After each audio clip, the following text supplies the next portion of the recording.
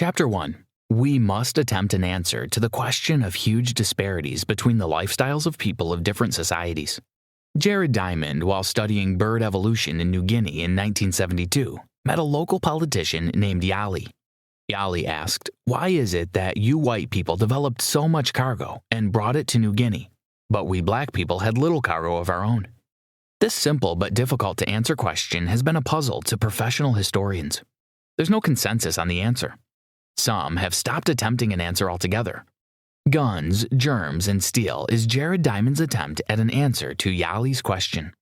Much of human history has consisted of unequal conflicts between the haves and the have-nots. Jared Diamond. Since the end of the last ice age, the 13,000 years that followed divided the world along two large lines: literate industrial societies with metal tools and non-literate farming societies.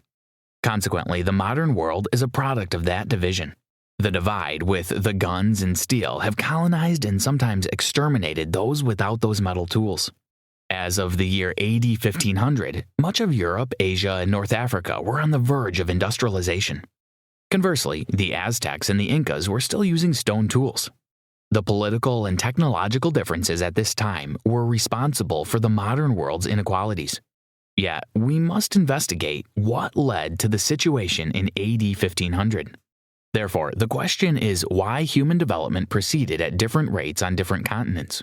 This bite-sized book attempts an answer to this question because these disparate rates account for the broadest pattern of history. Beyond academic interest, we seek to understand the practical and political implications of the conquests, epidemics, and genocide that shaped the modern world. Most of the world's 6,000 surviving languages are being replaced by English, Chinese, and Russian. The dominance of Europe and North Africa is often attributed to superior intellect, physiology, and morality, but the evidence says otherwise. Geography, not biology, accounts for the gaps in power and technology between the two societies. The development of written language and the resistance of Eurasian to endemic diseases happened because of a confluence of cultures that resulted from commercial activities. When a city, for example, is a trade route, different people from all walks of life will converge there. Being gregarious, humans have a way of rubbing off on one another. This summary highlights some of the geographic, climatic, and environmental factors that enabled imperialism in stable, agricultural societies. It shows how guns, germs, and steel were the weapons used to subdue and sometimes exterminate those with less sophistication. Chapter 2. What were the factors that created great civilizations? Large population, sophisticated tools, and properly organized workforce are three factors that all great civilizations share in common. How were some societies able to gain access to these factors quickly while others did not? The Egyptians built the Great Pyramids at a time when the rest of mankind were hunter-gatherers. The Greeks, Romans, and Mayans are some other examples of early civilizations that had advanced technology. A closer look at the world before inequality began helps us to see why different societies began to develop at different rates. The earliest civilization is traceable to the Middle East, 13,000 years ago. During this time, the Middle East had more forest than arid land. Their primary occupation at the time was to form small mobile hunting groups. These hunters followed the direction of migration of the animals they hunted. One problem with this strategy was that it could only fetch them enough food for survival. To feed, they needed to have a successful hunt, a feat that was not guaranteed. Since hunting couldn't sustain them, they combined it with gathering. In Papua New Guinea, for example, women did the gathering. They would strip a sago tree to get the pulp at the center. Then they would make the pulp into dough and cook it.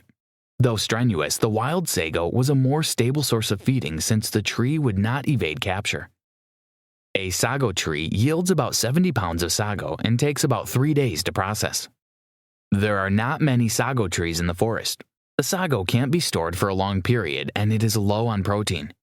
These limitations made it unfit for feeding a large population. By contrast, the forest in the Middle East had two cereal grasses growing between the trees, barley and wheat. They are nutritious and in abundant supply. It turns out that these crops will play a vital role in the march toward modern civilization, but they will get some help from climate change. Chapter 3.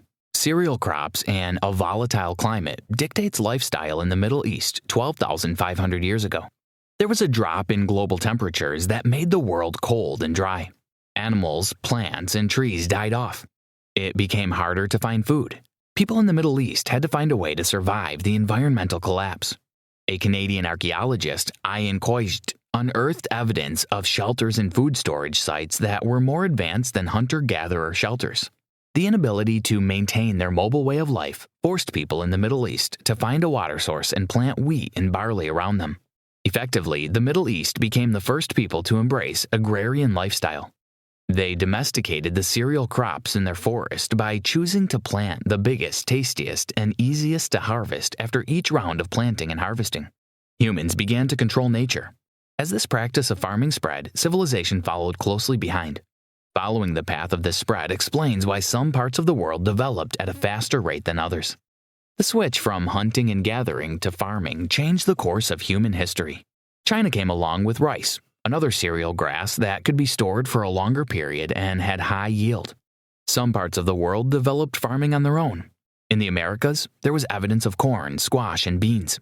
Sorghum, millet, and yam came out of Africa. Yet, while advanced civilization followed farming in some parts of the world, the highlands of New Guinea have a different story to tell. Archaeological findings suggest that there had been farming in New Guinea at the time people in the Middle East had been farming. Yet civilization did not advance at the same rate as it did in the Middle East, China, or Central America. Why? A few reasons have been identified. One is the type of crops they planted. The crops planted on the highlands of New Guinea were low in protein, could not be stored for a long time, and were difficult to plant. An example is the taro root. You have to plant the taro one by one, while wheat can be planted by throwing your hand to spread the seed.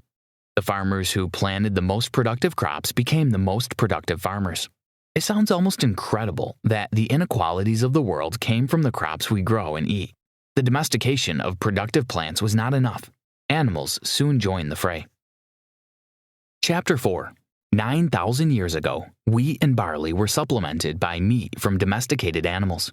5 major animals stood out of the rest: cow, goat, sheep, pig, and horse.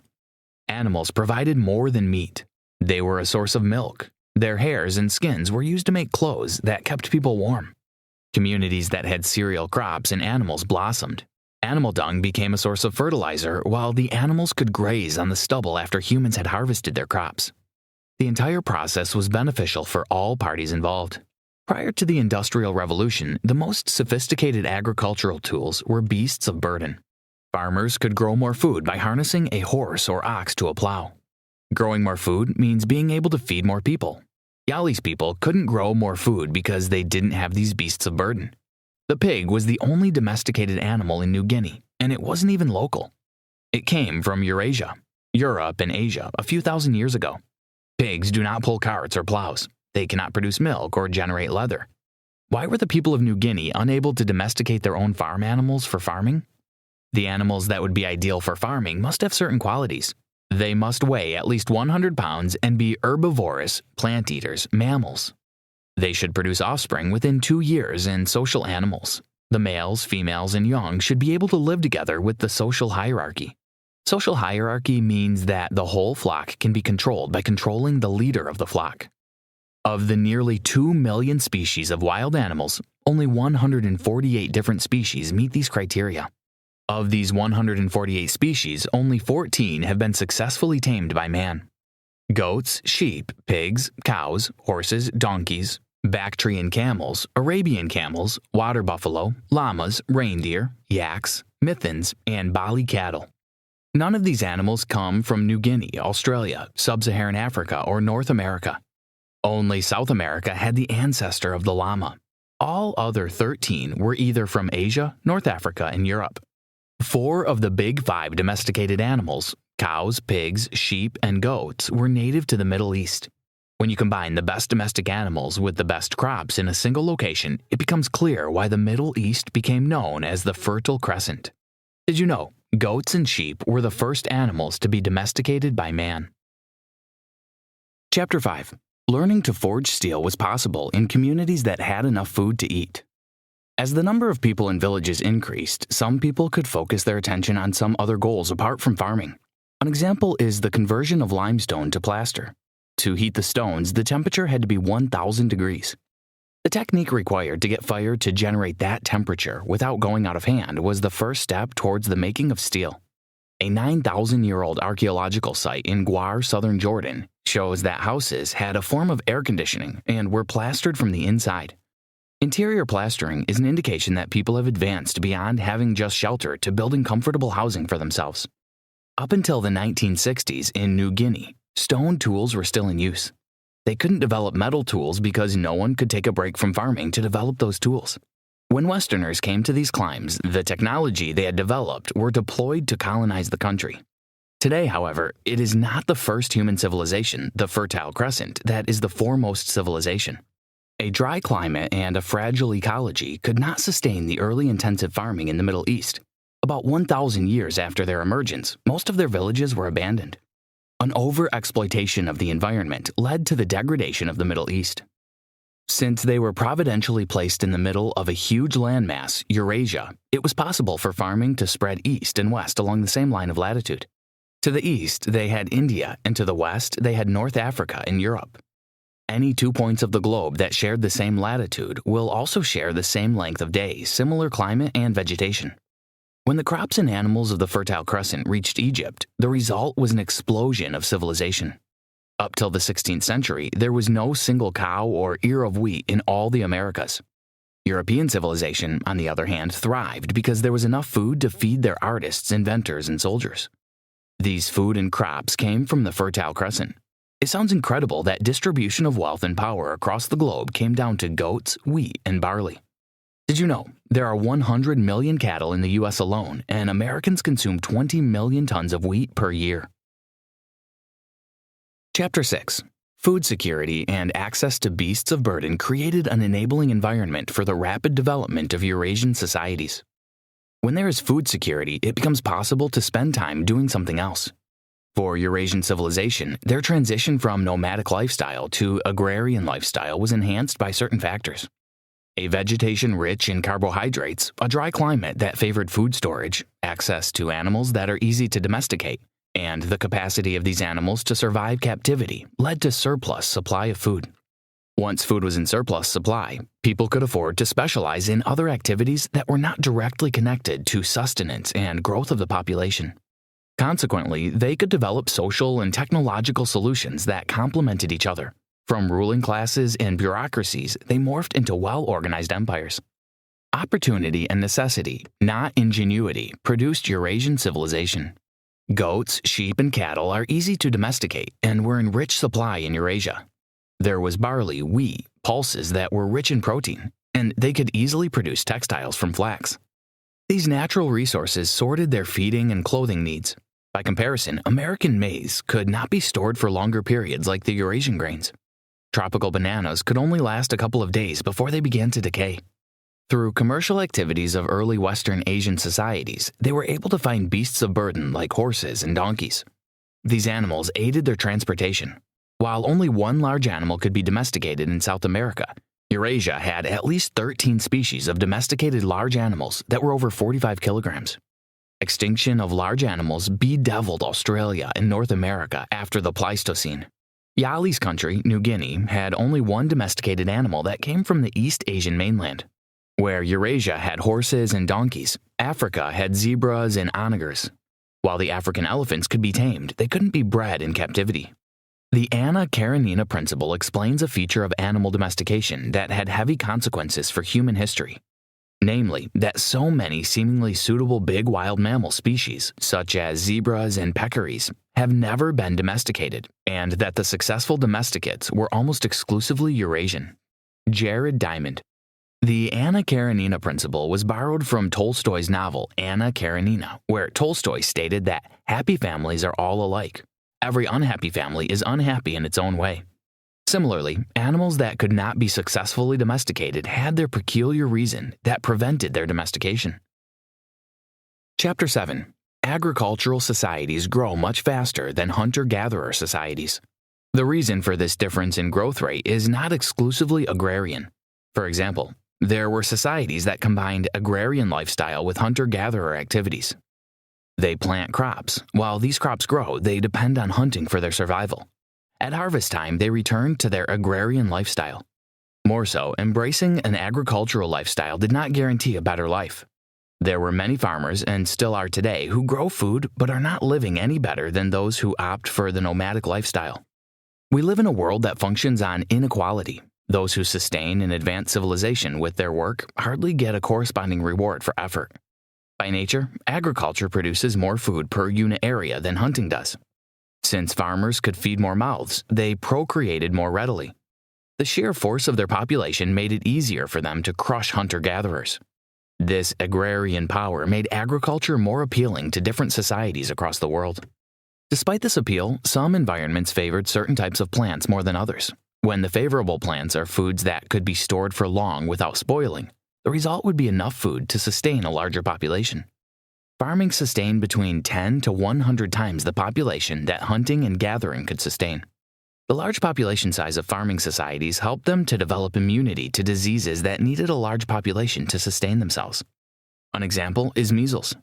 Since these agrarian communities could produce new babies quicker than hunting communities, they were able to prevent the disease from exterminating them. These new babies could contract the disease from adults who had developed immunity to the disease. In less than 200 years, about 20 million Native Americans that populated North America had reduced to just 5% of their original population due to infectious diseases. Mexican crops finally began to reach the eastern United States by trade routes after AD 1. Corn arrived around AD 200, but its role remained very minor for many centuries. Jared Diamond. It was just not agriculture that helped Eurasian societies. Their geographic axis played its part. For the Americas and Africa, their landmass goes from north to south. Europe and Asia have a latitudinal landmass. Their axis is an east-west axis. It is easier to travel along the east-west axis than the north-south axis.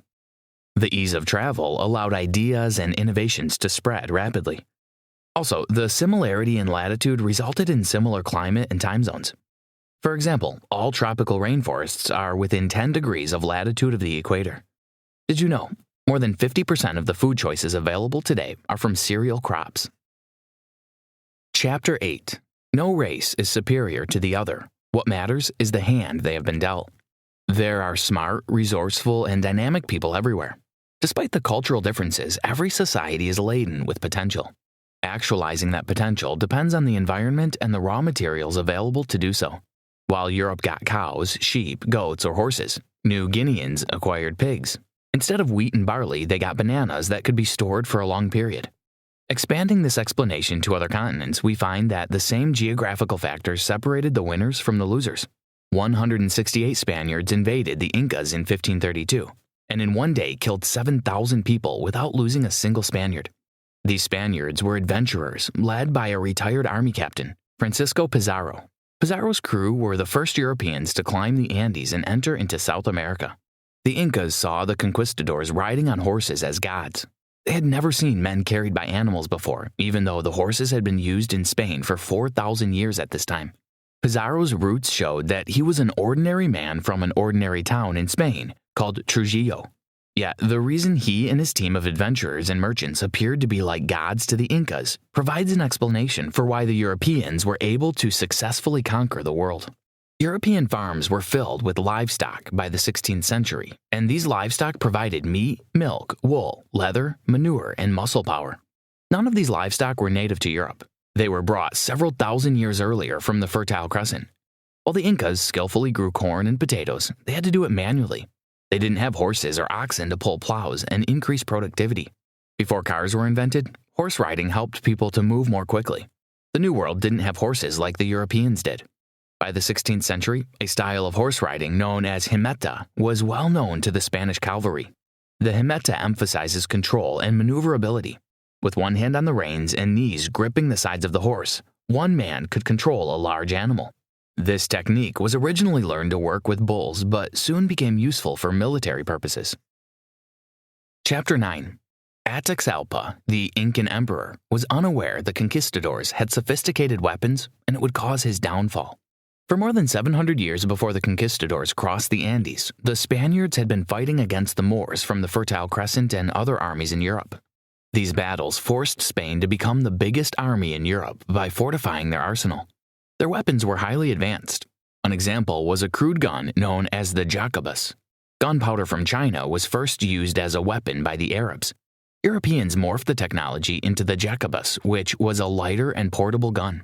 When Ataxalpa heard that gods that were half human, half beast had entered their land, he devised a scheme to lure them into a trap. He sent Pizarro's team presents and asked them to come to Cajamarca, where he was guarded by an army of 80,000 men. His spies didn't know that the small company of Spaniards had weapons they had never seen in their life. The gun was the newest addition to the Spaniard arsenal at this time. They had something else, a sword. The gun needed time to reload it and had a poor aim. The military captain of Spain, Toledo, had developed a Toledo sword. Steel had not only been produced, but also made into swords. In fact, Toledo had some of the best swordsmith in the world by 1532. The development of swords was a high point in metalworking technology. The sword could stab, slash, and kill dozens of people in a short time. One type of sword, the rapier, became a fashionable sword in Renaissance Europe. It became a symbol of self-advancement for gentlemen in the 16th century. It was strapped to the side of their civilian dress as they went about their daily business.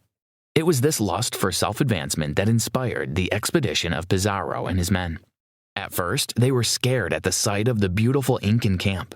Then, Pizarro decided to send a party led by Captain de Soto into the Incan camp, fearing that they might be captured and killed.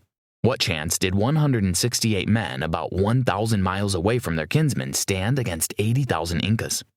Did you know the word rapier is from the Spanish root espada rapera, and it means dress sword? Chapter 10.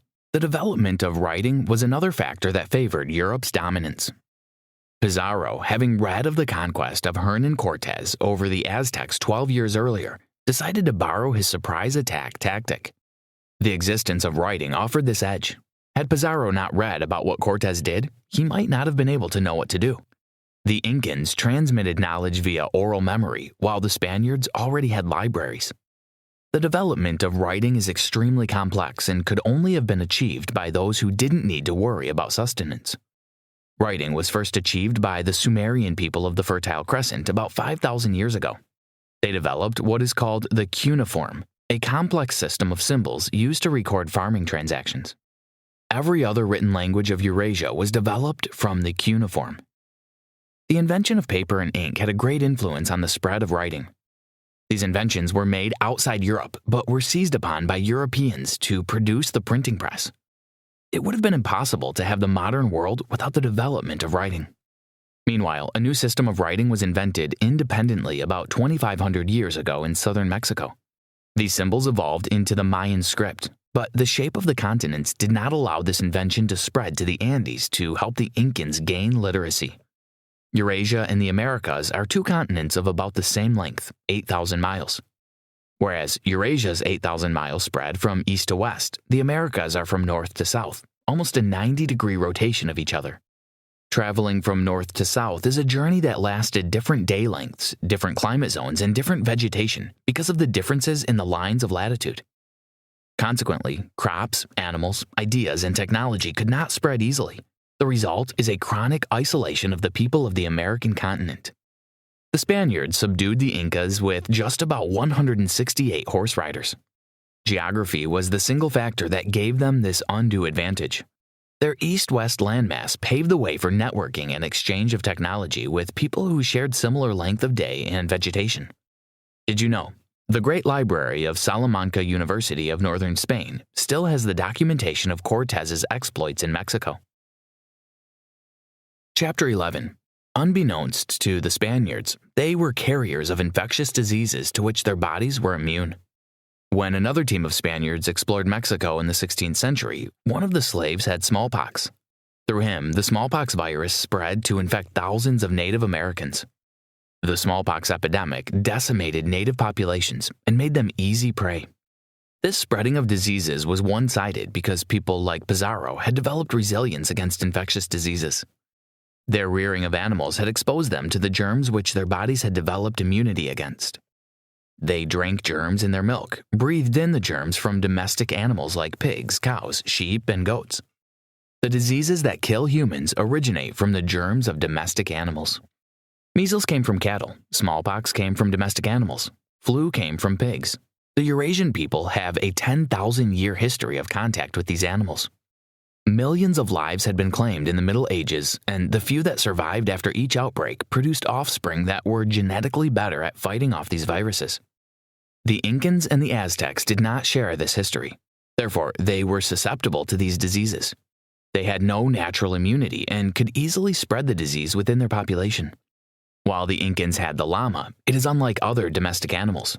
There was no significant exchange of germs between people and llamas because it was not milked, not kept in large herds, and didn't live close to where people lived.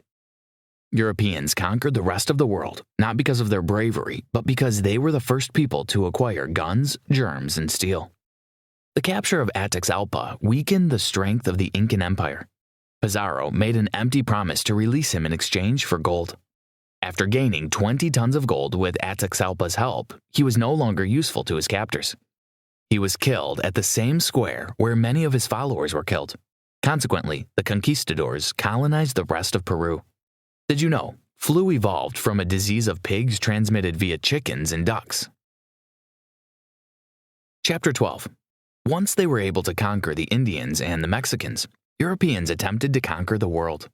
In the mid-1600s, Europeans entered into Africa through the southernmost tip of the continent, the Cape of Good Hope. Even though South Africa is 5,000 miles from Europe, it falls on a similar latitude as Europe. Therefore, it had similar temperature and climate to Europe.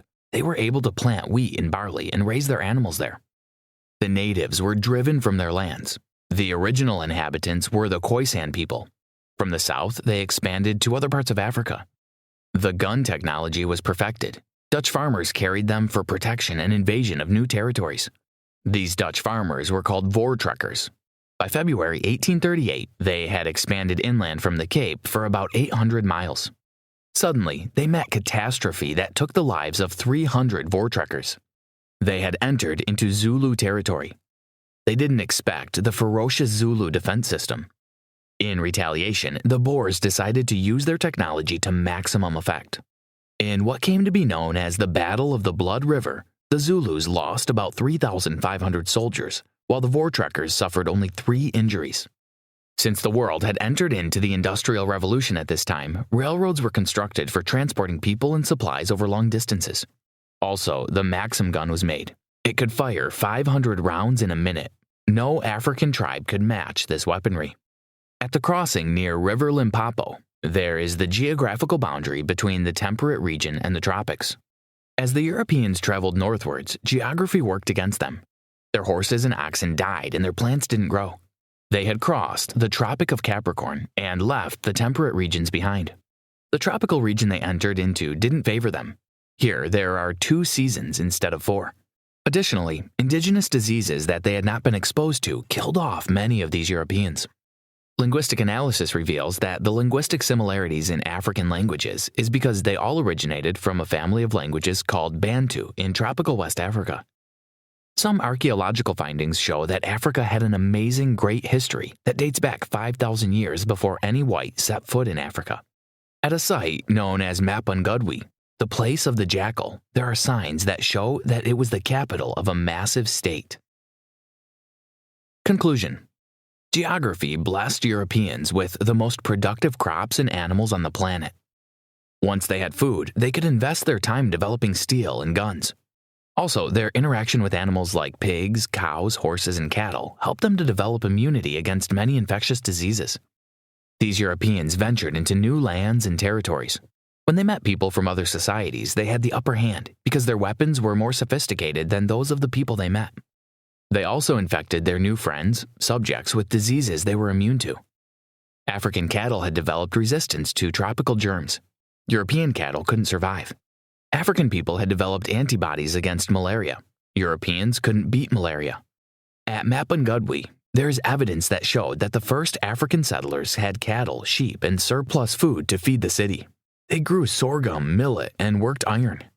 The Europeans couldn't settle tropical Africa's land like they did North and South America.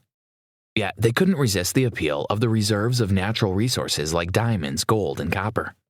Belgians were brutal in their attack of the Democratic Republic of Congo in the late 1800s. They forced the Africans to work in mines where they ferried Africa's natural wealth back to Europe. Today, the aftermath of the invasion of Europeans is still felt in most African countries, despite their independence from colonization. Their lifestyles have been altered permanently. Malaria, that they were once immune to, is now the #1 killer in Africa. Eminent economists say that the 1% negative growth each year in Africa is attributable to malaria. Taking a cue from Malaysia and Singapore, we find hope. These are countries that share a similar climate with tropical Africa. Yet, in the last half-century, they have radically transformed themselves by understanding their environment. Try this. By knowing what happened in the past and why, we are empowered to change things today to get different results in the future. Are you in a position to change things? Realize that the smallest of details can alter the course of a person's life. In your own way, contribute to the fight against endemic diseases, hunger, and poverty in parts of the world that are impoverished by lack of access to opportunity.